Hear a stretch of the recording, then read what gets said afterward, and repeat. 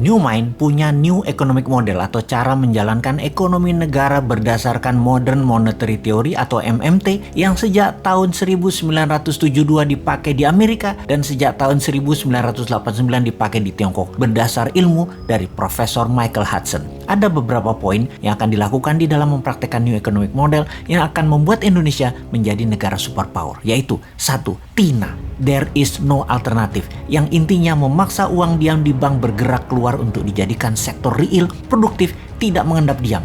Uang deposito dan tabungan oleh pemilik dana diambil dari bank dan diinvestasikan. Cara memaksanya dengan bunga bank deposito 0%. Itulah tidak ada pilihan lain kecuali mengaktifkan uang di bank keluar menjadi lebih produktif. 2. Gold-based transaction. Hal ini tidak perlu dijelaskan lagi. Selain rupiah sebagai alat bayar, maka gramasi emas dijadikan alat tukar yang sah di Indonesia. Quantitative easing.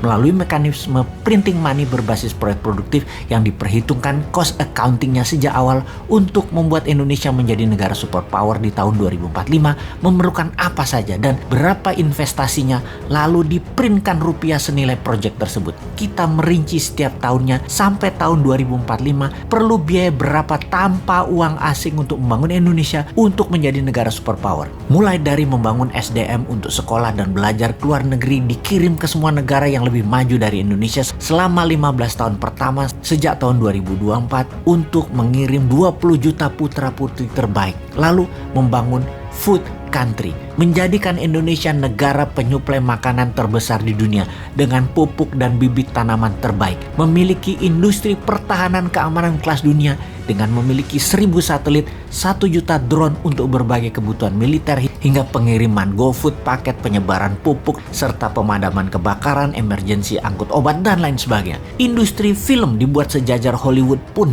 disubsidi pemerintah untuk propaganda Indonesia. Berapa biaya untuk membuat Indonesia menjadi juara Olimpiade?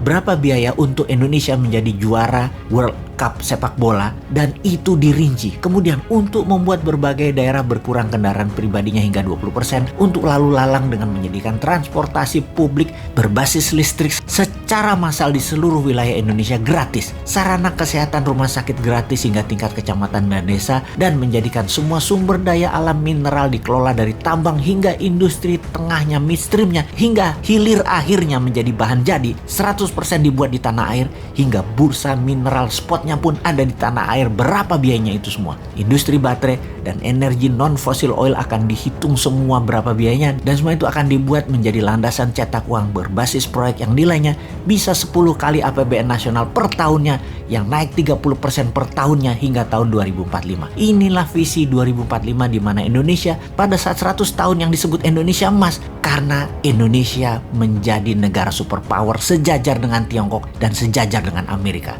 Kedepan setelah visi 2045 ada visi 2070. Di tahun 2070 Indonesia telah menjadi pemimpin dunia untuk berperang melawan perubahan cuaca dan melawan globalis cabal yang pastinya akan membuat Indonesia sejak tahun 2070 menjadi pemimpin dunia yang membawa dunia ini damai selama 1000 tahun ke depannya. Indonesia membuat manusia bisa tinggal dan hidup di planet lain, bisa menemukan bumi-bumi yang lain yang bisa ditinggali di galaksi lain. Usia manusia bumi rata-rata 150 tahun, bahkan masih bekerja hingga rata-rata di usia 120 tahun. Indonesia akan memimpin dunia sekali lagi sejak tahun 2070, mengayomi populasi 12 miliar manusia yang sehat, damai, dan sejahtera. Visi awal tahun 2024, pemimpin Indonesia adalah dari kaum New Mind. Pertanyaannya, bagaimana agar visi 2045 dan visi 2070 ini diterima?